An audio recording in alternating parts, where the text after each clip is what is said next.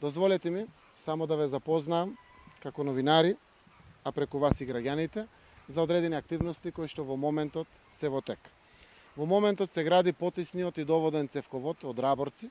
Тоа е резерварот кој што некаде пред почетокот на зимата го пуштивме во употреба, за да може село Раборци да има вода. Тоа е исто така значаен капитален зафат, вредноста е преку 1 милион денари, за да може трајно да се реши водоснабдувањето и во ова едно од најмалите населени места во општина Струмица. Истовремено се гради патната или улична инфраструктура во градските гробишта во Струмица, каде што во тек е порамнување на улиците, односно главните патеки, поставување на ивичнаци, а откако ќе завршат сите овие активности, ќе завршиме и со бетонирање на таквите патеки во градските гробишта. Ова е многу значајно заради тоа што како градежен зафат обезбедува подобар и посигурен пристап на граѓаните до градските гробишта. Некаде во наредниот период кој што предстои пред нас, ќе се асфалтираат сите улици кои што се предвидени со втори слоеви во општина Струмица. Ќе ве потсетам само за неколку дни, тоа се улицата Братство и единство, улицата Браке Миладинови, улицата Димитар Цветинов и многу други главни улици во градот Струмица кои што се користат се со крајна цел да го разубавиме дополнително убавиот лик на нашата Струмица.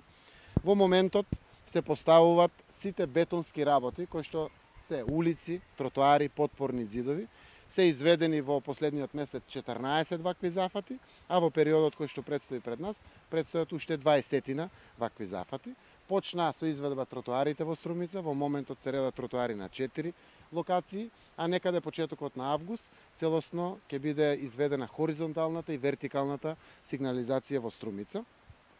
Крпењето на дупките, како што знаете, во завршна фаза, јас би искористил да е можноста да се извинам на граѓаните заради тоа што два пати тендерот пропаѓаше во општина Струмица, односно не се јавуваше изведувач на овие работи. Градот е завршен, пола од селата се завршени со крпењето на дупките, до крајот на јуни месец ќе завршиме и со таа активност. За следните проекти, како големи проекти, најавуваме посебни активности за информирање на граѓаните, а тоа е Цареви кули, кој што се наоѓа веднаш позади нас. Изведбата е веќе почната, се градат влезните тврдини и портали кон градот Струмица, што гледат.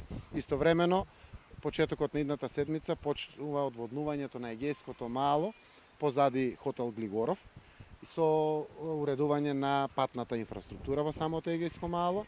Идната седмица исто така ќе имаме активност за пуштање во градба на помошниот фудбалски терен, кој што денеска можете да забележите, почнува да се гради. Некаде во вторник, деталите ќе ги информираме граѓаните.